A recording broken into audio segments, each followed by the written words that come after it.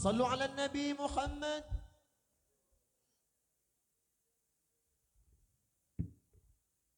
Naskah Ratibul Atas sudah dibagi. Bagi dulu ya Ratibul Atasnya.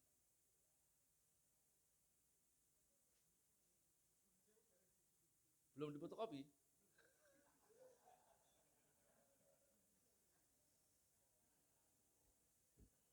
Ya, yang bawa HP cari di HP. A'udzubillahi minasyaitonirrajim. Bismillahirrahmanirrahim. Ila hadrati habibina wa syafi'ina wa maulana Muhammadin wa alihi wa azwajihi wa dzurriyyatihi wa ashabihi al-kiram al-Fatihah. A'udzubillahi minasyaitonirrajim. Bismillahirrahmanirrahim. Alhamdulillahi rabbil alamin arrahmanir rahim maliki yaumiddin. Iyyaka na'budu wa iyyaka nasta'in ihdinas siratal mustaqim siratal ladzina an'amta 'alaihim ghairil maghdubi 'alaihim waladdallin. Amin. A'udzu billahi samil 'alim minasy syaithanir rajim. A'udzu billahi samil 'alim minasy syaithanir rajim. أعوذ بالله السميع العليم من الشيطان الرجيم. لو أنزلنا هذا القرآن على جبل لرأيته خاشعا متصدعا من خشية الله وتلك الأمثال نضربها للناس لعلهم يتفكرون. والله الذي لا إله إلا هو عالم الغيب والشهادة هو الرحمن الرحيم. والله الذي لا إله إلا هو الملك القدوس السلام المؤمن المهيمن العزيز الجبار المتكبر سبحان الله عما يشركون. والله الخالق البارئ المصور له الأسماء الحسنى يسبح له ما في السماوات والأرض وهو العزيز الحكيم. أعوذ بالله السميع العليم من الشيطان الرجيم. أعوذ بالله السميع العليم من الشيطان الرجيم. أعوذ بالله السميع العليم من الشيطان الرجيم. أعوذ بكلمات الله التامات من شر ما خلق. أعوذ بكلمات الله التامات من شر ما خلق. أعوذ بكلمات الله التامات من شر ما خلق. بسم الله الذي لا يضر مع اسمه شيء في الأرض ولا في السماء وهو السميع العليم. بسم الله الذي لا يضر مع اسمه شيء في الأرض ولا في السماء وهو السميع العليم. بسم الله الذي لا يضر مع اسمه شيء في الأرض ولا في السماء وهو السميع العليم. بسم الله الرحمن الرحيم ولا حول ولا قوة إلا بالله العلي العظيم. بسم الله الرحمن الرحيم ولا حول ولا قوة إلا بالله العلي العظيم. بسم الله الرحمن الرحيم ولا حول ولا قوة إلا بالله العلي العظيم. بسم الله الرحمن الرحيم ولا حول ولا قوة إلا بالله العلي العظيم. بسم الله الرحمن الرحيم ولا حول ولا قوة إلا بالله العلي العظيم. بسم الله الرحمن الرحيم ولا حول ولا قوة إلا بالله العلي العظيم. بسم الله الرحمن الرحيم ولا حول ولا قوة إلا بالله العلي العظيم. بسم الله الرحمن الرحيم ولا حول ولا قوة إلا بالله العلي العظيم. بسم الله الرحمن الرحيم ولا حول ولا قوة إلا بالله العلي العظيم. بسم الله الرحمن الرحيم ولا حول ولا قوة إلا بالله العلي العظيم. بسم الله الرحمن الرحيم. بسم الله بسم الله الرحمن الرحيم. بسم الله تحصنا بالله. بسم الله توكلنا بالله. بسم الله تحصنا بالله. بسم الله توكلنا بالله. بسم الله تحصنا بالله. بسم الله توكلنا بالله. بسم الله آمنا بالله. ومن يؤمن بالله لا خوف عليه. بسم الله آمنا بالله. ومن يؤمن بالله لا خوف عليه. بسم الله آمنا بالله. ومن يؤمن بالله لا خوف عليه. سبحان الله عز الله سبحان الله جل الله عز الله سبحان الله جل الله سبحان الله عز الله جل الله سبحان الله وبحمده سبحان الله العظيم سبحان الله وبحمده العظيم سبحان الله وبحمده سبحان الله العظيم سبحان الله والحمد لله ولا إله إلا الله والله أكبر سبحان الله إلا الله والله أكبر سبحان الله والحمد لله ولا إله إلا الله والله أكبر سبحان الله والحمد لله إلا الله والله أكبر يا لطيفا بخلقه يا عليما بخلقه يا خبيرا بخلقه ألطف بنا يا لطيف يا عليم يا خبير يا لطيفا بخلقه يا خبيرا بخلقه ألطف بنا يا لطيف يا عليم يا خبير يا لطيفا بخلقه يا عليما بخلقه يا خبيرا بخلقه ألطف بنا يا لطيف يا عليم يا خبير يا لطيفا لم يزل ألطف بنا فيما نزل فلم تزل ألطف بنا والمسلمين يا لطيفا لم يزل ألطف بنا فيما نزل إنك لطيف ألطف بنا والمسلمين يا لطيفا لم يزل إنك لطيف لم تزل ألطف بنا والمسلمين لا إله إلا الله لا إله إلا الله لا إله إلا الله لا إله إلا الله لا إله إلا الله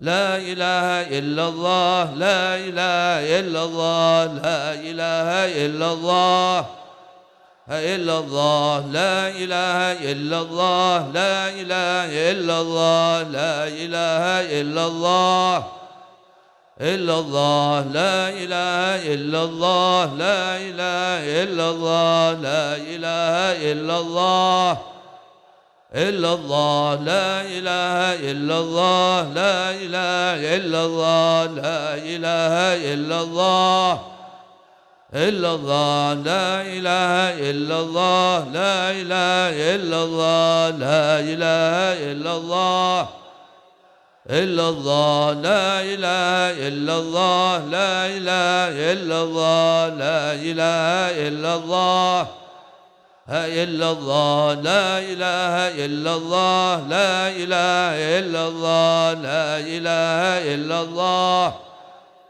إلا الله لا إله إلا الله لا إله إلا الله لا إله إلا الله إلا الله لا إله إلا الله لا إله إلا الله محمد رسول الله صلى الله عليه وسلم حسبنا الله ونعم الوكيل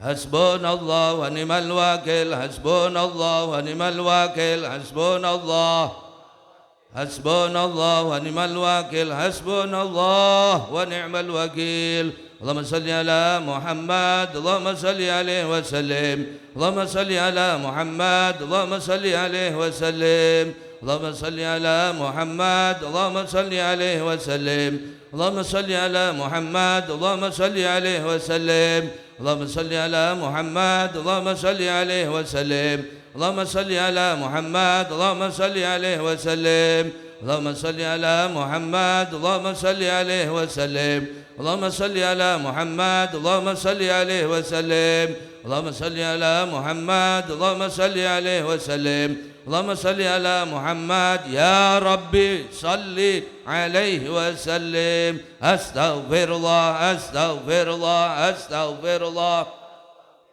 أستغفر الله أستغفر الله أستغفر الله أستغفر الله أستغفر الله أستغفر الله أستغفر الله تائبون إلا الله تائبون إلا الله تائبون إلا الله يا الله بها يا الله بها يا الله بحسن الخاتمة يا الله بها يا الله بحسن الخاتمة يا الله بها يا الله بها يا الله بحسن الخاتمة غفرانك ربنا وإليك المصير لا يكلف الله نفسا إلا وسعها لها ما كسبت وعليها ما اكتسبت ربنا لا تؤاخذنا إن نسينا أو أخطأنا ربنا ولا تحمل علينا إصرا كما حملته على الذين من قبلنا ربنا ولا تحملنا ما لا طاقة لنا به واعف عنا واغفر لنا وارحمنا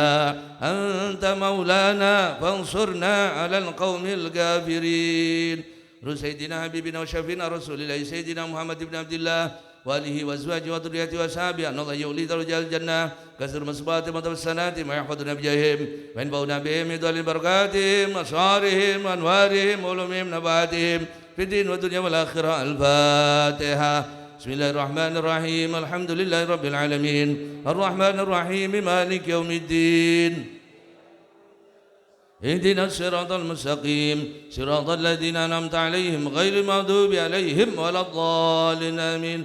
سيدنا مهاجر الله أحمد بن عيسى أستاذ الأعظم فقيه مقدم محمد بن علي بعلوي ساداتنا علي بعلوي سليم وفرهم أن الله يولي درجاتهم الجنة كثر مسباتهم وتبسناتهم ويحفظنا بجاههم وينفعنا بهم إذ علينا بركاتهم وصارهم وأنوارهم ولمهم نفعاتهم الدنيا والآخرة. الفاتحة.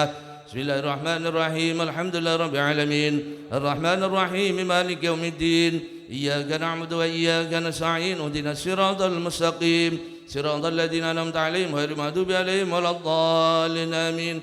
ساداتنا سفيان ما كانوا وكانت أرواحهم مشارق الأرض مغاربها برها وبحرها أن الله يولي درجاتهم الجنة يكثر مسباتهم وتوسناتهم ويحفظنا بجاههم وينفعنا بهم إذ علينا بركاتهم وصارهم وأنوارهم وعلومهم نفعاتهم في الدين والدنيا والآخرة. فاتحة.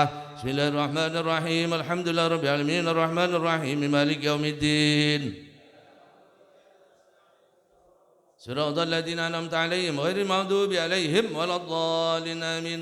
سمي الروح سيدنا صهيب راتب بركاتنا صهيب راتب قطب الأنفاس الحبيب عمر بن عبد الرحمن عطاس ولا روح علي بن عبد الله باراس ولا روح حبيب عبد الرحمن بن عقيل عطاس ولا روح الحبيب عمر بن عبد الرحمن حبيب عمر بن عبد الرحمن عطاس معه عقيل وصالح بن عبد الرحمن عطاس ولا روح الحبيب أحمد بن حسن عطاس ولا روح الحبيب علي بن حسن عطاس سولهم وفروهم أن الله يولي درجات الجنة كثر مصباتهم وتبسناتهم ويحفظنا بجاههم وينفعنا بهم إذن بركاتهم صار أنوارهم ولمن نفعاتهم الدين والدنيا والآخرة. الفاتحة.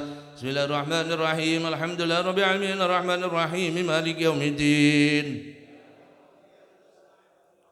صراط الذين أنعمت عليهم غير المغضوب عليهم ولا الضالين آمين. جميع الأولياء والشهداء والصالحين وأئمة الراشدين ووالدينا أموات هذه البلدة أن الله يغفر لهم يرحمهم يولي درجات الجنة يكثر مسباتهم وتوسناتهم ويحفظنا بجاههم وينفعنا بهم يدعو علينا بركاتهم مسارهم وأنوارهم علومهم نفعاتهم في الدين والدنيا والآخرة. الفاتحة. بسم الله الرحمن الرحيم الحمد لله رب العالمين الرحمن الرحيم مالك يوم الدين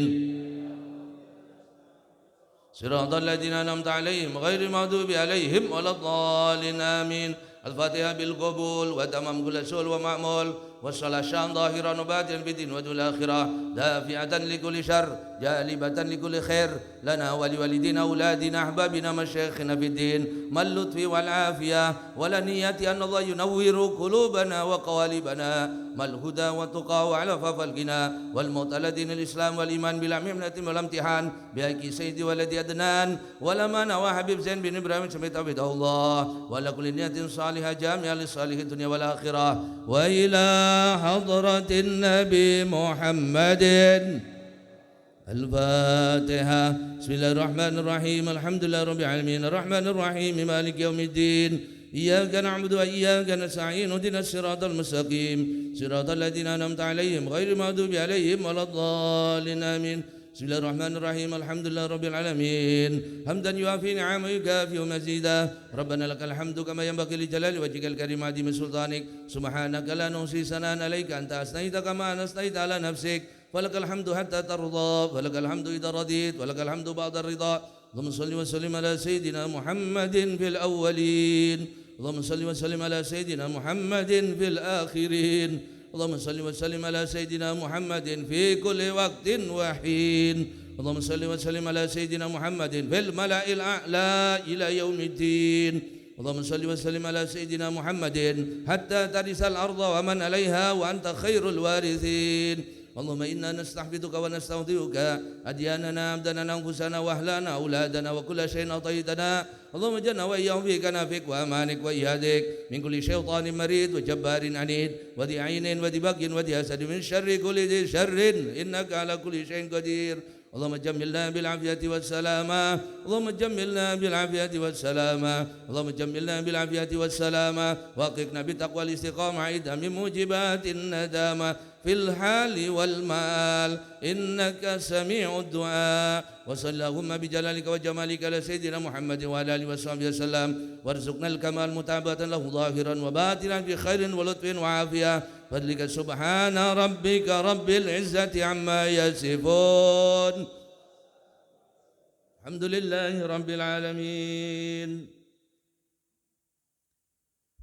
بسم الله الرحمن الرحيم الحمد لله رب العالمين صلى الله على حبيبنا وشفينا ومولانا محمد وعلى آله وصحبه أجمعين اللهم أكرمنا بنور الفهم واخرجنا من ظلمات الوهم وافتح لنا باب رحمتك وانشر علينا حكمتك يا أرحم الراحمين سبحانك لا علم لنا إلا ما علمتنا إنك أنت العليم الحكيم.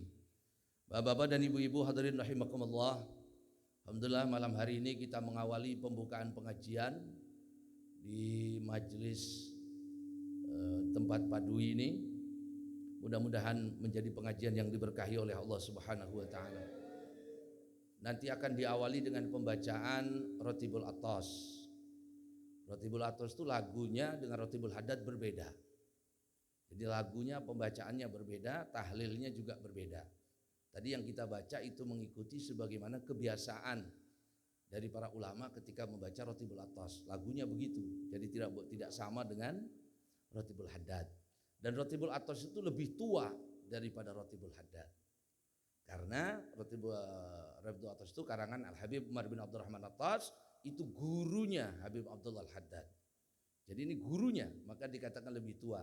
Kalau kita membaca dua rotib sekaligus, misalnya Bapak mau baca Rotibul Athos dan Rotibul Haddad, maka dulukan Rotibul Athos, baru setelah itu Rotibul Haddad. Kenapa? Karena Rotibul Athos lebih tua.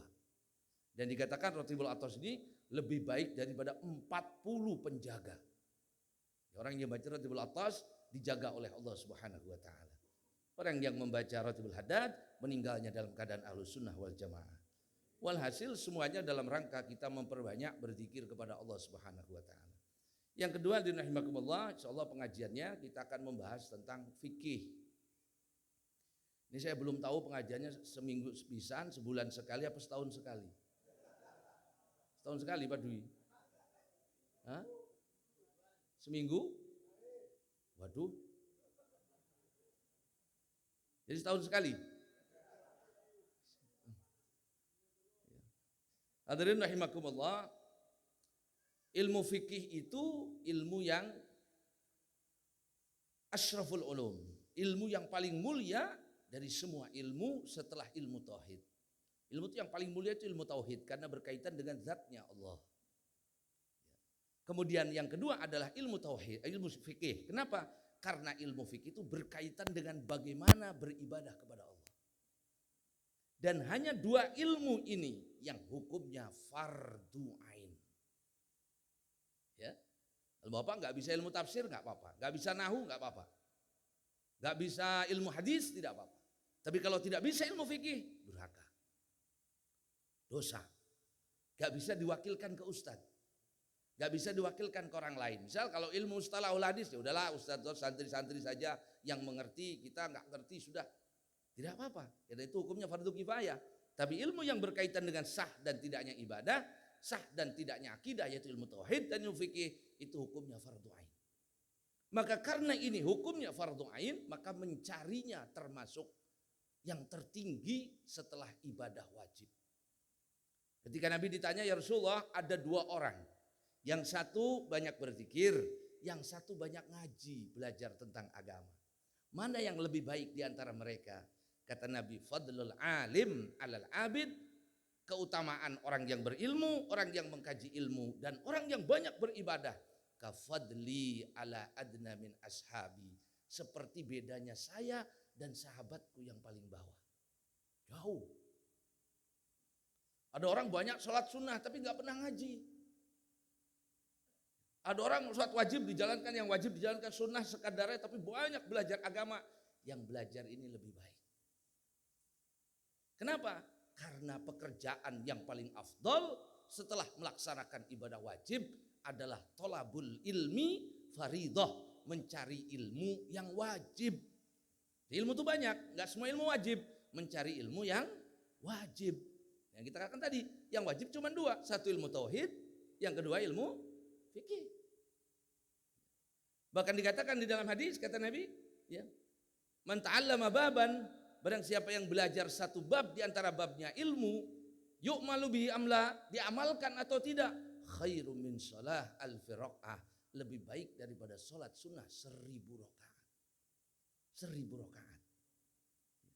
Bainal alim wal abid, antara orang yang berilmu dan orang yang banyak ibadah itu jaraknya 70 derajat. 1 derajat itu jarak perjalanan 70 tahun. Satu riwayat 700 tahun. Maka orang yang ngaji fikih itu luar biasa. Jadi zaman sekarang Masya Allah ya sudah ngaji mereka yang hebat-hebat. Bahasnya masalah-masalah kontemporer. Padahal rukunnya sholat kita tidak tahu. Rukunnya sholat tidak ngerti, rukunnya wudhu tidak ngerti, batalnya sholat apa, batalnya wudhu.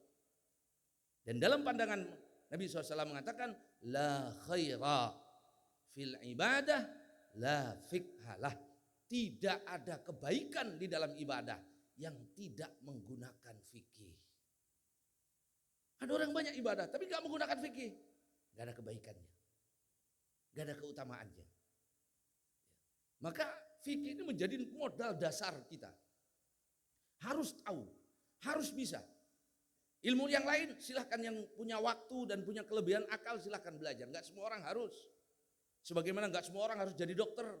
Kalau semua orang jadi dokter pasiennya siapa? Tapi harus ada yang jadi dokter sebab ada yang sakit. Sama. Tidak semua orang harus mengerti ilmu usulul fiqh. Tapi setiap orang harus mengerti tentang fikih. Dan Nabi mengatakan, may yuridillahu bi khairan yufaqihu fid din. Maka orang itu akan diberikan faham tentang agama. Sahabat tanya, ya Rasulullah, ya, man asrafun nas, man afdalun nas, siapa orang yang paling mulia ya Rasulullah? Kata Nabi, Nabiullah Yusuf. Beliau Yusuf itu orang yang paling mulia. Nabi, ibn Nabi, ibn Nabi, ibn Nabi. Nabi Yusuf itu bin Nabi Yakub. Nabi Yakub anak Nabi Ishak. Nabi Ishak anaknya Nabi Ibrahim. Jadi Nabi Yusuf itu ke atas Nabi semua. 4 generasi Nabi. Kata sahabat, bukan itu yang saya tanya ya Rasulullah. Siapa orang yang paling mulia di antara kita ya Rasulullah? Kata Nabi, khiyaruhum fil jahiliyah idza faquhu. Orang yang baik di antara kalian pada waktu itu, kata Nabi, adalah orang-orang yang baik pada zaman jahiliyah. Di zaman jahiliyah dikenal baik. Sekarang juga tetap baik dengan satu tambahan, kata Nabi, idza faquhu, kalau mereka mengerti tentang ilmu fikih. Hadirin rahimakumullah, pertanyaannya fikih itu apa? Fikih mah rukuni sholat. Itu isinya fikih. Orang dimanapun kalau mau belajar, mau mengawali pengajian, mengawali satu kajian, maka harus dijelaskan yang dikaji itu apa. Ya, dalam kaidah ilmu agama, kalau orang itu akan membahas satu bab fikih, satu bab ilmu, satu fan, satu disiplin ilmu, maka akan berkaitan dengan 10 pertanyaan. Ada berapa? 10 pertanyaan. Kalau Bapak mau ngaji hadis, dibahas dulu 10 itu. Apa 10 itu? Yang pertama adalah hadduhu. Ini ilmu apa sih yang diajari ini? Ilmu fikih itu ilmu apa? Kalau Bapak ngaji hadis, hadis itu ilmu apa? Kalau ngaji tafsir, ilmu tafsir itu ilmu apa? Terus tahu dulu. Fikih itu apa? Ya fikih. Bukan. Fikih itu menurut bahasa Arab al-fahmu, artinya faham. Faham. Ya. Artinya paham. Ya. Dulu ada seorang laki-laki datang sama Nabi. Kata laki-laki ini, ya Rasulullah, saya ini umurnya sudah tua. Ya. Kalau ngapal cepat lupa. Sementara ayat yang turun banyak, saya nggak hafal ya Rasulullah. Cuman tolong ajarkan saya satu surat yang saya pegangi. Ini akan jadi pegangan saya untuk pedoman hidup saya. Kemudian Nabi mengajarkan surat Idza zulzilatil ardu zilzalaha. Begitu sampai di ayat faman ya'mal misqala dzarratin khairan yarah wa man ya'mal misqala dzarratin syarran yarah. Apa kata laki-laki ini? Cukup ya Rasulullah. Ayat yang terakhir ini saja yang saya pegang. Faman ya'mal misqala dzarratin, barang siapa berbuat kebaikan sekecil apapun akan dibalas. Barang siapa berbuat kejelekan sekecil apapun akan dibalas. Saya pegang ini aja ya Rasulullah. Nabi tersenyum. Begitu orang ini pergi kata Nabi, fakuhar rajul. Paham dia. Pinter dia. Nah, maka fikih itu artinya paham. Kalau faqih orang yang paham. Sedangkan menurut istilah agama, fikih itu apa? Ilmu bi ahkami syar'illah. Ya. Atau ilmu, ada yang mengatakan begitu, ada yang mengatakan ilmu bi af'alil mukallafin al-muqtasabu min adillatiha at-tafsiliyah. Gak usah pura-pura nulis, gak ketulis dari tadi juga. Tulis bahasa Indonesianya aja. Ilmu fikih itu apa? Ilmu tentang hukum-hukum syariat. Hukum itu ada dua, ada hukum syariat, ada hukum akli. Al ilmu bi ahkami syar'illah, ilmu tentang hukum-hukum syariat. Kalau hukum syariat sumbernya Allah. Nabi nanti dibahas. Hukum akal seperti konun, aturan-aturan akliyah yang kita buat, sekolah bikin peraturan, di rumah bikin peraturan. Nah, itu namanya hukum akliyah. Nah, yang dibahas ini adalah hukum-hukum yang berkaitan dengan syarak. Berkaitan dengan perbuatan orang mukallaf. Al-muqtasabu min adillatiha, yang diambil dari dalil-dalilnya secara terperinci. Misalnya begini, aqimus shalah. Apa artinya aqimus shalah itu? Aqimus shalah itu, sholat itu wajib. Kenapa sholat itu wajib? Dari mana? Dari ayat ini, aqimus shalah. Allah memerintahkan supaya melaksanakan sholat, berarti sholat itu hukumnya wajib. Itu ilmu fikih diperinci, diambil dari dalil Quran, diperinci hasilnya, diperes keluar hasilnya. Hasilnya apa? Sholat hukumnya wajib. Kalau diambil secara hukum tidak terperinci secara global, itu namanya ilmu usul fikih. Al-muqtasabu min adillatiha al-ijmaliyah, yang diambil dari dalilnya secara global, itu namanya usul fikih. Contoh, aqimus shalah, kata usul fikih, al-amr lil wujub, kalimat perintah itu menunjukkan kepada wajib. Nah, itu bedanya usul fikih sama fikih. Usul fikih itu matangnya, usul fikih itu metode pengambilannya, namanya usul fikih. Telan aja, paham nggak paham telan Pak.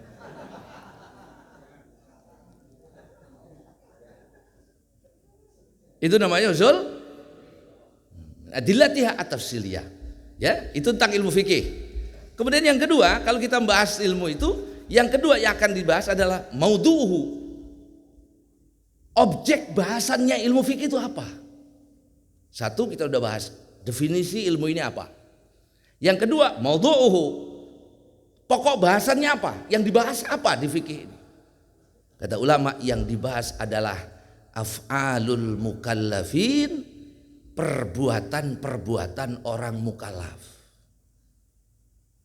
Fikih yang dibahas itu perbuatan orang mukallaf. Mukallaf itu siapa? Ya, kalau Bapak mendengar kalimat mukallaf, yang dimaksud mukallaf itu adalah orang Islam yang balik dan berakal. Itu namanya mukallaf. Beda dengan mu'alaf. Mu'alaf orang baru masuk Islam. Kalau mukallaf itu Islam, orang Islam yang balik dan berarti anak kita yang belum balik, belum mukallaf. Atau orang yang sudah balik tapi gak punya akal, belum mukallaf. Yang mukallaf itu yang Islam balik dan berakal. Namanya mukallaf. Kalau yang hadir kan mukallaf. Mukallaf itu muka lapar. Tahu aja. Ada mukalaf, nah mukalaf yang hadir ini. Nah, jadi topik bahasan fikih itu apa? Amaliyah, perbuatan daripada orang mukalaf. Ya. Yang kedua yang dibahas dalam fikih, yang ketiga adalah samrotuhu. Apa sih buahnya kalau kita belajar dalam fikih itu? Apa hasilnya? Orang harus belajar fikih, apa hasilnya? Hasilnya adalah imtitsalu awamirillah wajtinabun nawahi, menjalankan segala perintah Allah dan meninggalkan segala larangannya. Menjalankan segala perintah Allah dan meninggalkan segala larangannya, itu adalah buah dari orang belajar ilmu fikih. Yang ketiga, yang keempat, fadluhu. Apa sih keutamaannya ilmu fikih itu? Itu baru 4 pertanyaan. Kehebatannya apa ilmu fikih ini? Asyraful ulum, seperti saya katakan tadi, ayat-ayat Al-Quran dan hadis Nabi menunjukkan bahwa ilmu fikih ini termasuk ilmu yang paling mulia setelah ilmu tauhid. Dalam Al-Quran dikatakan fas'alu ahla dzikri in kuntum la ta'lamun. Dalam ayat yang dikatakan yarfa'illahu alladhina amanu minkum walladhina utul ilma darajat. Dalam hadis Nabi dikatakan khairukum fil jahiliyah idza faquhu. Dalam ayat lain mengatakan la khaira fil ibadah la fikhalah. Tidak ada kebaikan di dalam ibadah yang tidak ada ilmu fikih. Yang kelima, nisbatuhu. Ilmu ini termasuk ilmu kategori ilmu apa? Ya, termasuk kepada ilmu syariat. Ilmu syariat. Ya, fikih itu ilmu syariat. Kategorinya termasuk kepada ilmu syariat, bukan ilmu hukum-hukum yang berkaitan dengan akliyah. Ya, ilmu syariat yang amaliyah. Ada ilmu syariat tapi i'tiqadiyah, bukan untuk diamalkan, untuk diyakini, ilmu tauhid. Kalau ilmu fikih adalah ilmu tentang syariat yang kaitannya dengan amaliyah, harus diamalkan. Wadi'uhu, siapa yang membuat ilmu fikih? Yang membuat ilmu fikih Imam Syafi'i. A'immatul mujtahidun, para ulama-ulama mujtahid. Para ulama-ulama mujtahid yang diakui dalam kitab Ahlussunnah wal Jamaah 4 orang, yaitu Imam secara urutan waktunya Imam Abu Hanifah, Imam Malik, kemudian Imam Syafi'i, kemudian Imam Ahmad bin Hambal. Yang kita pegang, yang kita pelajari nanti adalah mazhabnya Imam Syafi'i. Imam Syafi'i, bukan Syafi'i, Pak, Syafi'i. Imam Syafi'i itu ya, nama aslinya siapa? Muhammad bin Idris bin Abbas Asy-Syafi'i. Beliau masih keturunan Nabi karena ujungnya kakek buyut beliau adalah Muthalib. Siapa? Muthalib. Ya. Abdul Manaf itu punya anak 4. 1 Hashim, nah kakek buyutnya Nabi. Yang kedua Muthalib. Dari Hashim ini lahir Abdul Muthalib, kakeknya Nabi. Muthalib. Yang ketiga Naufal. Naufal ini kemudian lahir Sayyidina Umar. Kemudian Abu Amr. Nah 3 anak ini, 4 orang anak ini yang diakui sebagai keluarga Nabi cuma 2, Bani Hashim dan Bani Muthalib. Anak keturunan Hashim dan anak keturunan Muthalib. Sementara yang 2 ini enggak. Kenapa? Karena mereka enggak bergabung ketika Nabi diboikot oleh orang Mekah. Sementara Bani Muthalib bergabung dengan Bani Hashim. Ya. Ketika diboikot oleh orang Mekah, kemudian Nabi mengatakan bahwa Bani Muthalib dan Bani Hashim ini adalah keluargaku. Nah maka keturunan Bani Hashim dan Bani Muthalib disebut dengan Alu Baitin Nabi, termasuk keluarga Nabi. Imam Syafi'i lahir di mana? Di Gaza. Di Gaza. Gaza sekarang Palestina. Ya, pada abad kedua sekitar tahun 150 Hijriah. Beliau lahir di Gaza di Palestina. Kemudian ayahnya meninggal waktu kecil, maka beliau dibawa oleh ibunya ke kota Mekah. Tempat kelahiran bapaknya, tanah bapaknya, keturunan, bukan kakeknya di Mekah. Maka dibawa ke Mekah oleh ibunya. Tinggallah Imam Syafi'i di Mekah, belajar ilmu di Mekah. Di antaranya belajar kepada Muslim Az-Zanji, ya, seorang ulama besar di Mekah. Kemudian juga Sufyan bin Uyainah, ulama hadis dan juga ulama fikih yang terkenal, ya, dari ulama-ulama Mekah. Nah di Mekah ini Imam Syafi'i 7 tahun hafal Quran. 7 tahun hafal, kita 70 tahun belum hafal Quran. 7 tahun hafal Quran Imam Syafi'i. Masya Allah. 10 tahun hafal Muwatta. 10 tahun hafal Muwatta. Maka gurunya ketika Imam Syafi'i 7 tahun sudah dari kecil belajar sama Muslim Az-Zanji. Temannya tua-tua. Beliau muda sendiri tapi pinter. Maka ketika umur 9 tahun kata gurunya, ya Muhammad bin Idris, sekarang kamu ngajinya pindah ke Madinah. Di sana ada Imam Malik. Berangkat ke Madinah. Imam Malik itu punya kitab namanya Muwatta. Muwatta itu kitab hadis. Sebelum ada Sahih Bukhari, Muwatta itu kitab yang paling sahih di bawah langit. Maka sebelum berangkat ngaji ke Imam Malik, dihafal oleh Imam Syafi'i. Muwatta itu ada yang 2 jilid, ada yang 4 jilid, Pak. Segede-gede gini. Harusnya bapaknya sebelum ngaji fikih hafal. Buru-buru hafal kitab Urdu.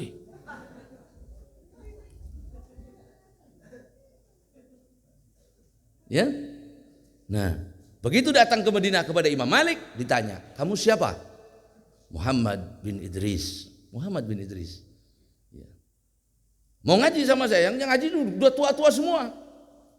Kamu masih kecil, duduk di belakang. Karena masih kecil duduknya di belakang, jangan di depan.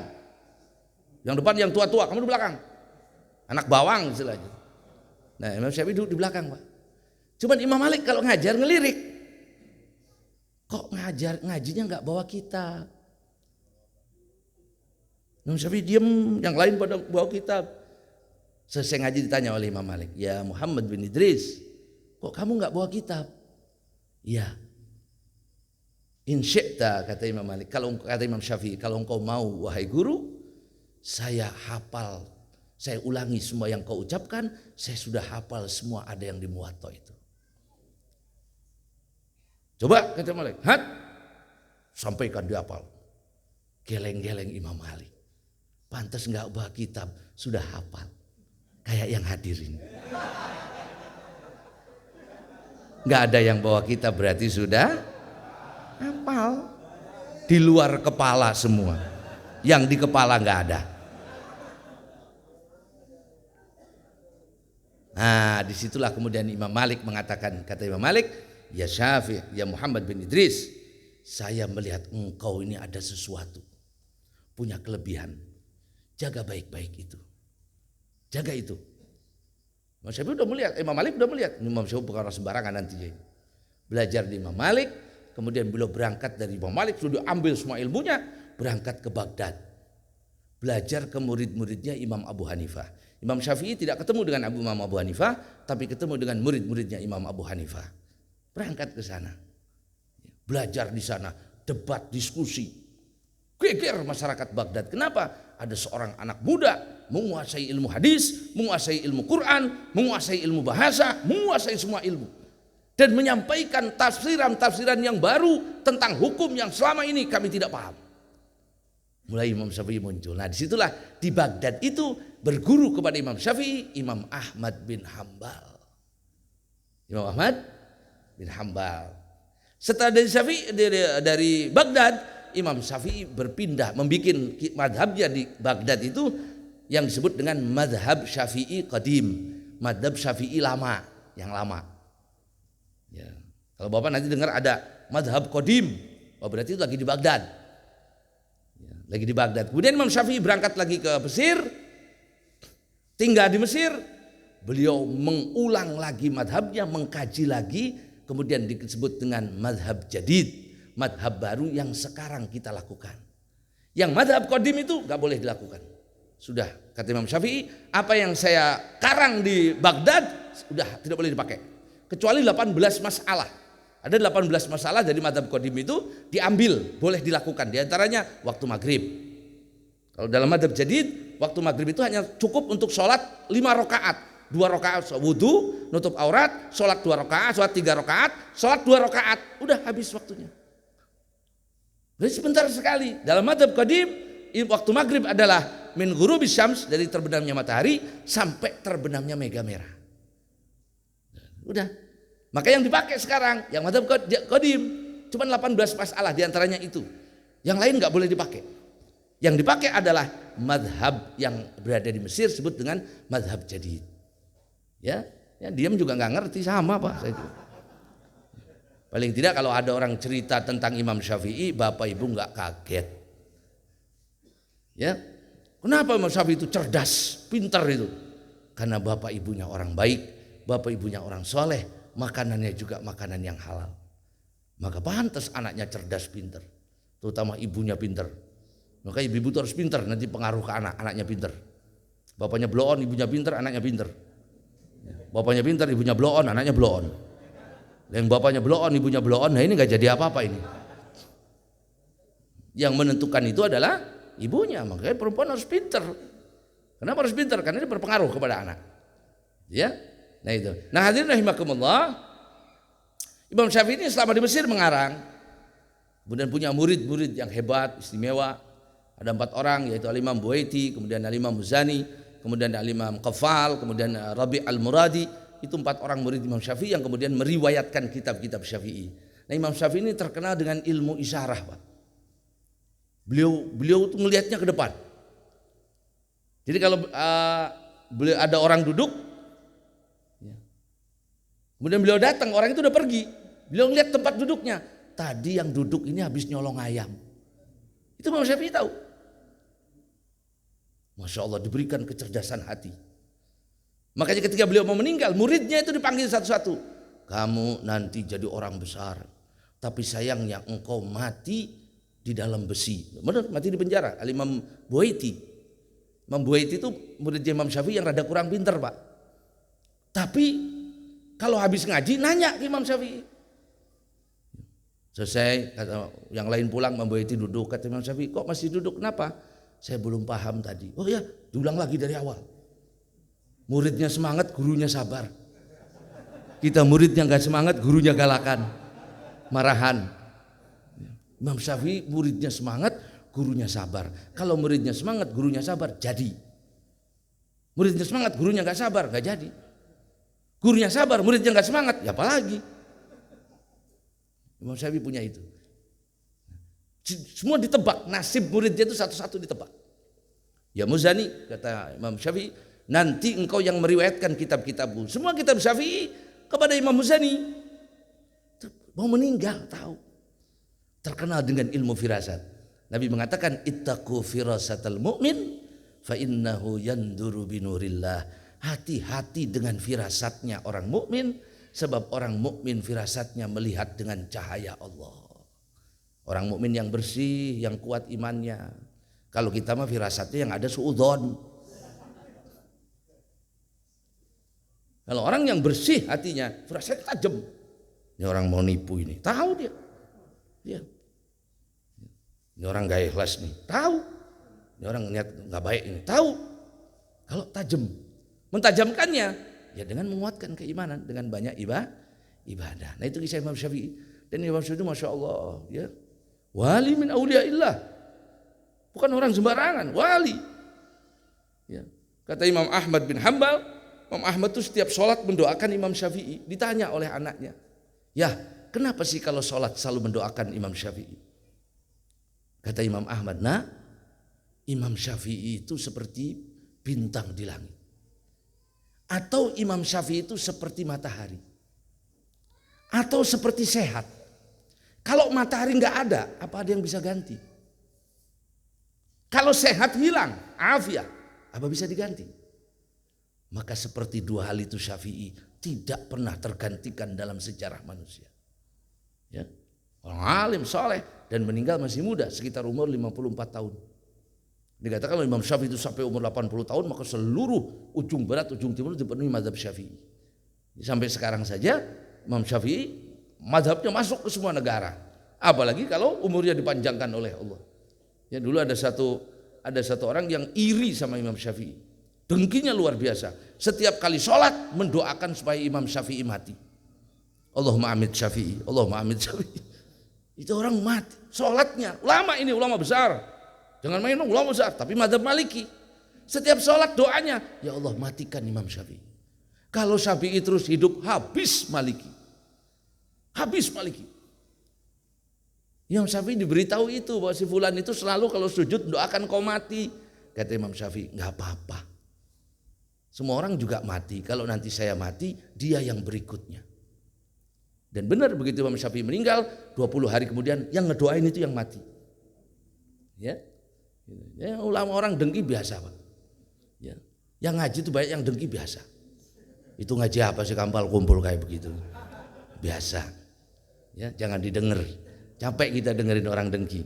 Habis waktu kita, habis usia kita, habis segala hal yang baik kita sehingga akhirnya kita ketinggalan yang baik. Nah itu yang meletakkan hukmuhu. Apa hukumnya belajar ilmu fikih itu? Ya, hukumnya adalah wajib aini, fardu ain. Fardu ain. Fardu ain itu setiap orang harus, tidak boleh tidak, harus bisa. Yang fardu ain itu yang mana? Yang berkaitan dengan sah dan tidaknya ibadah, itu fardu ain. Ada yang fardu kifayah. Yang mana? Yang lebih dari itu fardu kifayah. Yang fardu ain itu Bapak harus tahu syaratnya sholat, wajibnya batalin sholat, rukunnya sholat, syaratnya wudhu, rukunnya wudhu, batalin wudhu, syaratnya puasa, rukunnya puasa, batalin puasa. Itu harus tahu semua. Mau sholat tahu aturan sholat, mau haji tahu aturan haji, mau puasa tahu aturan puasa, mau dagang tahu aturan dagang, mau nikah tahu aturan nikah. Itu wajib itu. Lebih dari itu sampai derajatnya ijtihad. Bagaimana kalau ada begini? Nah itu masalah-masalah baru. Enggak semua kita harus ngerti, enggak. Itu hukumnya fardu kifayah. Harus ada orang yang belajar ilmu fikihnya sampai tinggi sehingga kemudian bisa mengeluarkan fatwa ketika ada masalah-masalah baru yang zaman dulu belum difatwakan. Ya. Tapi nggak semua orang. Lebih dari itu hukumnya sunnah. Yang mana hukumnya sunnah? Jadi imam mujtahid mutlak seperti Imam Syafi'i. Nggak semua orang bisa Pak. Dan dikatakan sampai detik ini tidak ada lagi yang bisa beristihad. Nggak ada. Ya.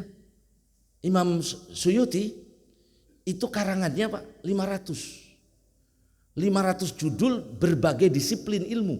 Bayangkan 500 hadis, tafsir semua beliau punya. Tapi ketika beliau mengatakan saya ini mujtahid, ditolak. Oh nggak bisa. Beliau mengatakan ya saya belum sampai kelas mujtahid. Nah sekarang ngarang kita baca belum pernah. Lahir gening mancak. Atau lahirnya juga di Cilegon, atau lahirnya juga di mana? Kok ngaku-ngaku jadi Cukup kita pakai Quran sunnah saja. Nggak usah pakai imam-imam itu. Perbedaan perpecahan di Islam itu gara-gara ada imam-imam ini. Anda katakan Anda pakai Quran dan sunnah saja, berarti Anda mujtahid. Tanya saja, kalau ada orang ngomong begitu tanya, Bapak mujtahid apa muqallid? Waduh, saya belum tahu ya mujtahid muqallid itu apa. Ngomong Quran sunnah. Kalau Bapak mujtahid, kalau Bapak bukan, saya mau bukan muqallid, saya mau nggak ikut imam, nggak, saya mau langsung ke Quran, langsung ke hadis, boleh. Berapa syaratnya ijtihad? Waduh, saya belum tahu. Lah, itu namanya wong edan mangan bledogan, Pak. Kan orang geblek yang ngomong gitu. Anda mengatakan akan mengambil dari Quran sunnah langsung, tapi Anda itu namanya ijtihad. Sekarang syarat ijtihad apa? Nggak tahu. Edan Anda ini. Saya pernah diundang ke satu pengajian begitu. Ya. Kata orang itu, kita Pak Ustadz, Pak Kiai pakai aja Quran sunnah saja. Saya langsung naik Pak. Naik ke mimbar. Kita cuma pakai Quran sunnah dan hadis saja. Sebab ulama dipengaruhi oleh keadaan, oleh zaman, politisasi dan sebagainya. Baik, saya bilang. Baik, kita semua pakai Quran dan sunnah. Gak ada orang Islam yang tidak pakai Al-Quran dan As-Sunnah. Tapi tidak semua orang mampu mengeluarkan hukum dari Al-Quran dan As-Sunnah. Saya tuliskan ayat di whiteboard itu. Silakan Bapak pahami ayat ini, hukum apa yang keluar dari ayat ini. Planga plongo. Diam. Saya tanya lagi, ada yang sini pernah belajar bahasa Arab? Tafsir, mustalah hadis. Anda berani-beraninya mengatakan langsung dari Quran, langsung dari hadis? Nggak bisa. Saya sering bilang ke bapak-bapak, Imam Syafi'i itu tukang jahit Pak. menjahit madhab, dibikin bajunya, dipotong ukurannya L, M, S, XL, dikasih hiasan indah, tinggal pakai. Sudah jadi komplit, kantongnya ada, kancingnya ada, variasinya ada. Karena beliau orang yang mengerti tentang cara bikin baju. Lah Anda nggak ngerti baju, nggak tahu cara bikin baju, tiba-tiba beli kain mau bikin sendiri. Kantong pindah ning buri. Kantong belakang, kancing di samping di sini. Udah Bapak tinggal pilih. Saya mah kayaknya Quran agak gedean. Oh berarti mazhab ini. Saya mah L, S. Mazhab ini. Mana cocoknya saja. Yang enak mana, yang 4 itu semuanya benar. Dan mustahid itu kalau benar pahalanya 2. Kalau salah pahalanya 1. Itu mustahid. Imam Syafi'i ini kalau salah istihadnya, kalau misalnya. Dan itu buktinya di akhirat, bukan di sekarang.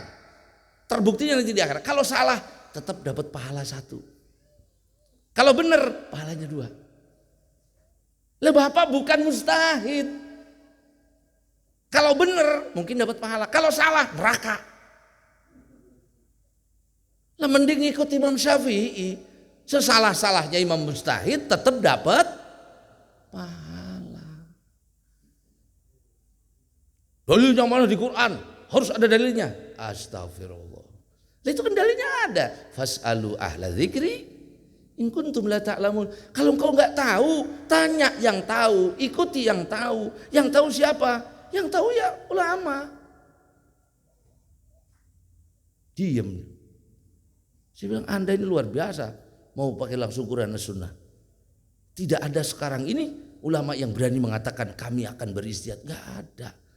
Kalaupun ada mesti akan dipanggil edan oleh semua ulama. Karena gak ada yang sampai derajat mereka. Imam Syafi'i itu bukan ulama fikih doang, Mbak. Hafal hadisnya ribuan. Ada yang mengatakan 100.000 beliau hafal. Nah 5 kita mah kawang. 1 innamal a'malu binniyat. Apal tuh. Insyaallah. Nah itu hadirin rahimakumullah. Kemudian istimdadu, dari mana ilmu fikih itu diambil? Ilmu fikih itu diambil dari Al-Qur'an, As-Sunnah, ijma', qiyas. Ijma' itu apa? Kesepakatan para ulama. Qiyas itu apa? Perbandingan hukum. Contoh misalnya kalau Bapak cari babi itu najis, nggak ada Pak. Nggak ada babi itu najis. Ayo mana ayatnya? Kalau babi itu haram ada. Tapi kan yang haram nggak harus najis. Ya kan? Nggak ada hadis. Yang disebut di hadis itu adalah anjing itu najis. Idza walagol kalbu ina ahadikum, apabila anjing menjilat salah satu wadah kalian, ada tuh hadisnya. Kalau di Quran haram makan babi ada. Tapi kalau babi najis belum ditemukan. Nah bagaimana kita menghukumi najis? Kata ulama dikiaskan babi kepada anjing. Anjing saja yang masih ada manfaatnya najis, apalagi babi. Anjing masih bisa jaga rumah, masih bisa dipakai berburu, masih bisa dipakai ngembala ternak. Kalau babi nggak ada Pak. Makhluk yang nggak ketemu manfaatnya itu babi. Apa manfaatnya? Nggak ada. Ya. Paling ya sesama babi itu adanya. Nggak ada manfaatnya. Lah kalau anjing saja yang masih ada manfaatnya, najis mughaladhah, apalagi babi. Itu namanya kias.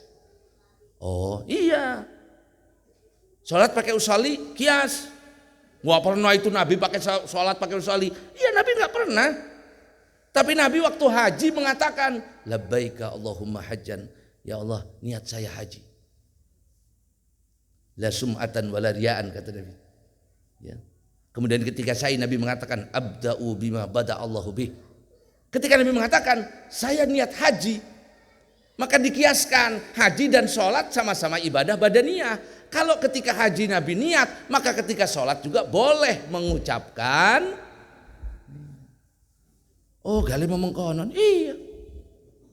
Kalau ngaji Bapak ketemu Kalau ngaji ya nggak ketemu-temu.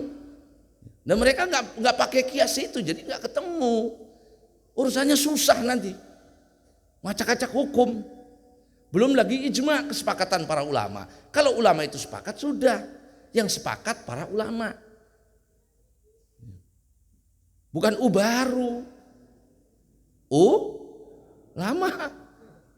Yang alim, yang ngapal ini, hafal ini, baru mereka kesepakatannya diterima. Lah kalau bapak, ayo kita musyawarah, mari kita sepakat monyet itu halal. Nggak ada, nggak diterima kalau kelas kita. Kenapa?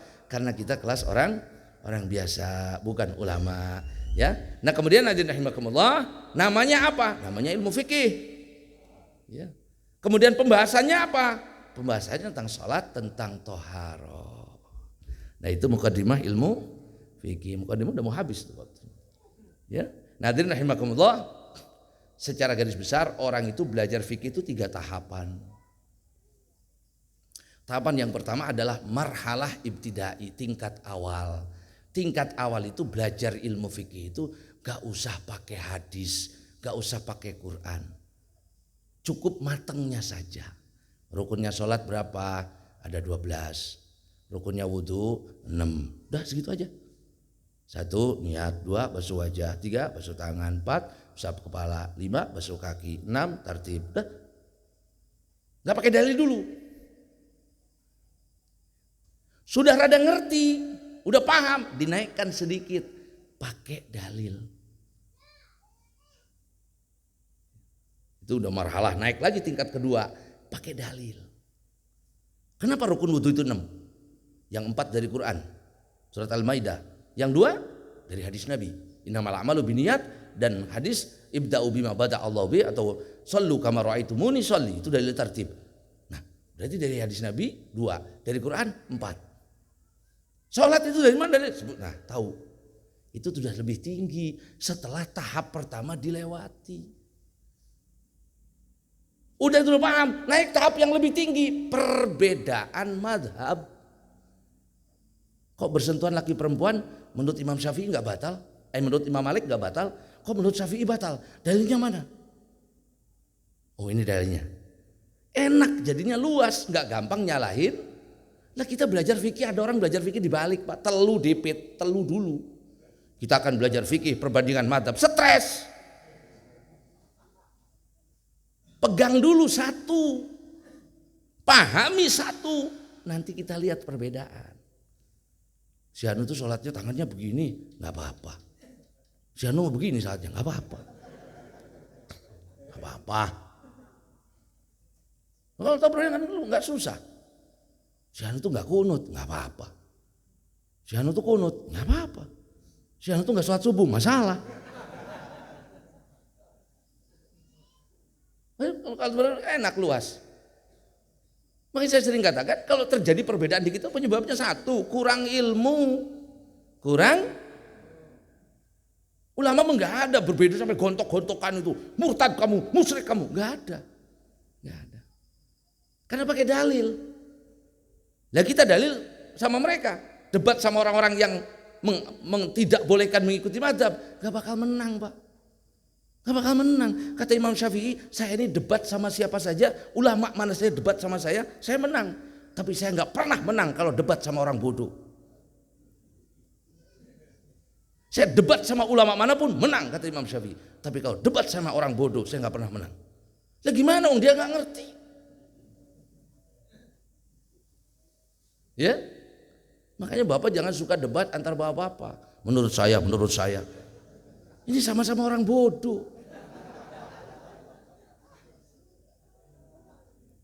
Lahirnya gulet. Mari kita tanya ke yang tahu. Mari kita tanya sama yang ngerti. Begitu. Ya, nah itu.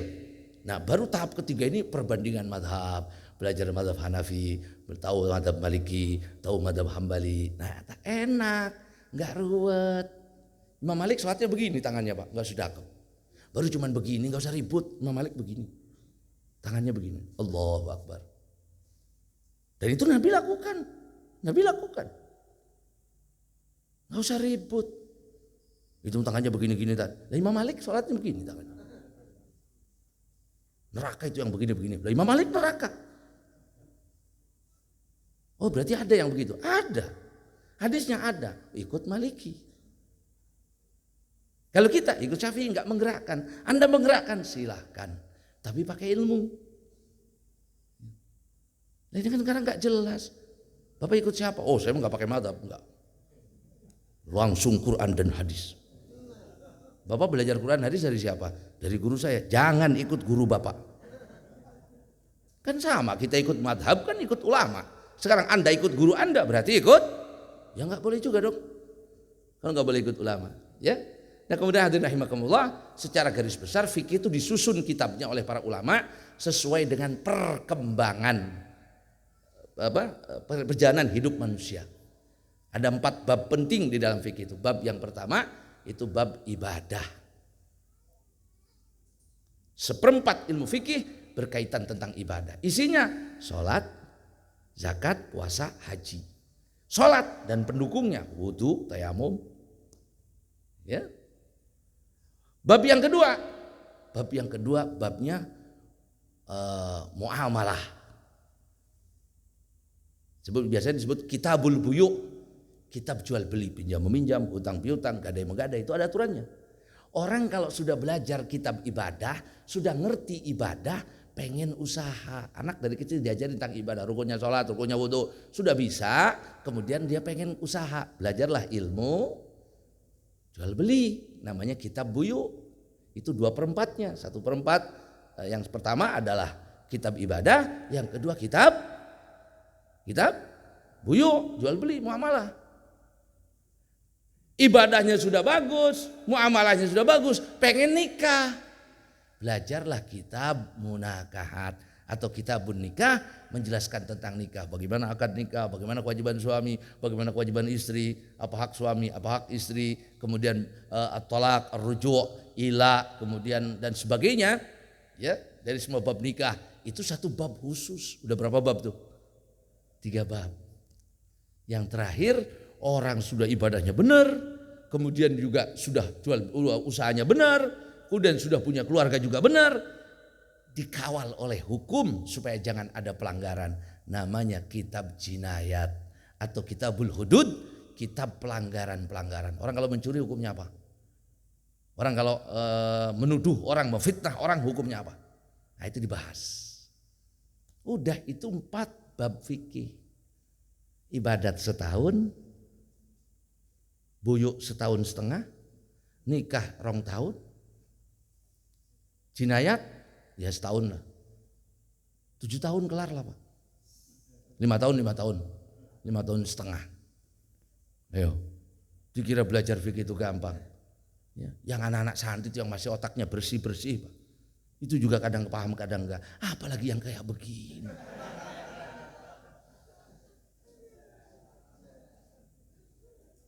Memorinya sudah penuh. Otak kiri isinya tagihan, otak kanan cicilan. Berat sudah. Otak depan isinya pensiunan. Ya, nah itu. Ini kita mulai masuk bab tohara apa cukup mukadimah dulu? Hah? Cukup mukadimah saja? Loh kok murid yang nawar? Baru kali ini ada ngaji yang namanya. Lo kan nanya jawabnya serah bayai kan begitu. Lah serah mau guru mau apa, kata serah ustad mau apa. Udah lah sekali ini aja Pak Dwi, ke depan gak usah lah.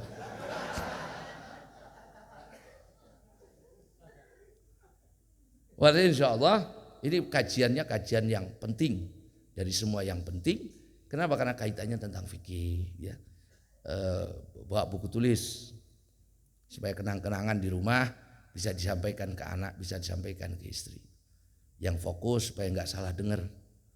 Kalau salah dengar nanti repot. Ya, Ustadz yang disalahin.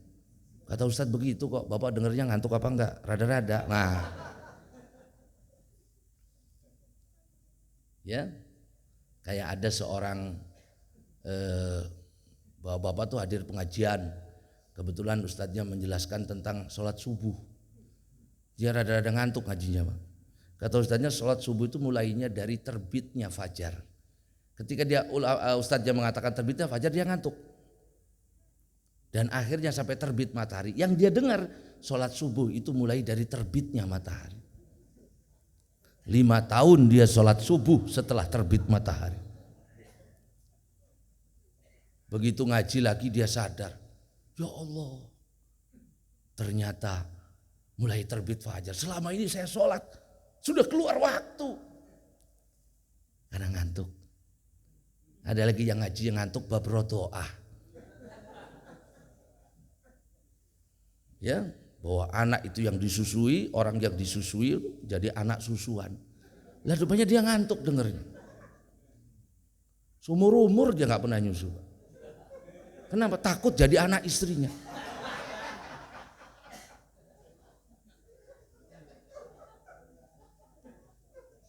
Ya, ini bab ilmu, ini bicara ilmu, ya. Nah makanya yang fokus. Kalau ada yang tidak paham, silahkan ditanyakan kepada yang paham. Ya. Oh, itu jelasannya gimana? Kenapa? Fikih itu kalau salah urusannya salah ibadahnya, Pak. Salah ibadahnya. Kalau salah, ya. Banyak orang salah. Sujud, kepalanya didongain ke atas, rukuk kepalanya diangkat ke atas. Katanya harus melihat ke depan. Wah itu malah hal yang paling dibenci ketika ruku.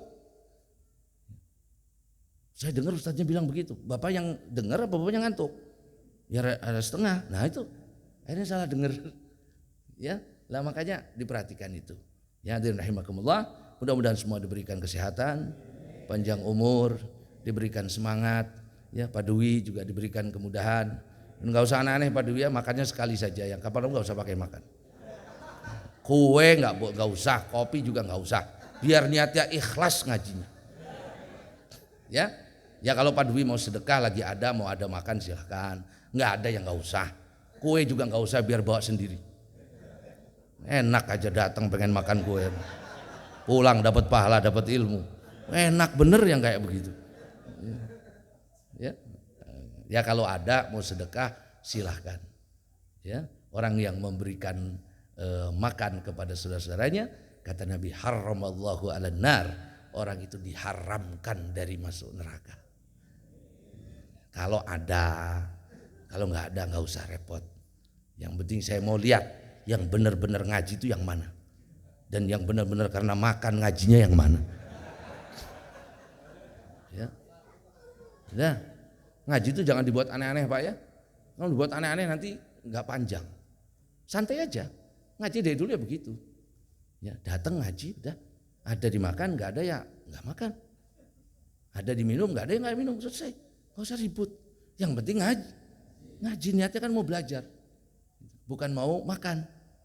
Kalau nanti khawatir, banyak sekarang pengajian aneh-aneh. Ya, dibuat begini, dibuat begitu, konsep begini, konsep begitu, akhirnya bubar. Dari dulu ngaji ya datang karena ilmu, datang karena Allah, mau mencari ilmu. Duduk karena Allah, yang ngajar juga karena Allah, semuanya karena Allah, baru situ Allah turunkan keberkahan. Ya, mudah-mudahan diberikan kelancaran, anak-anaknya Pak Dwi soleh dan soleha. Fatihah.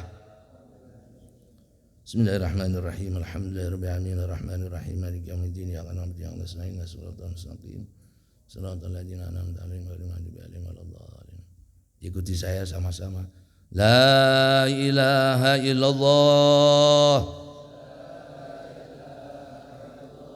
al-mawjud fi kulli zaman. La ilaha illallah al-ma'bud fi kulli makan. La ilaha illallah al-madhkur bi kulli lisan. La ilaha illallah al-ma'ruf bil ihsan. La ilaha illallah كل يوم هو في شان لا إله إلا الله الأمان الأمان من زوال الإيمان وفتنة الشيطان يا قديم الإحسان كم لك علينا من الإحسان إحسانك القديم يا حنان يا منان يا رحيم يا رحمن يا غفور يا غفار اغفر لنا وارحمنا وأنت خير الراحمين. Sallallahu ala sayyidina Muhammadin wa ala alihi washabihi wasallam. Mohon maaf atas segala kurangan. Wassalamualaikum warahmatullahi wabarakatuh.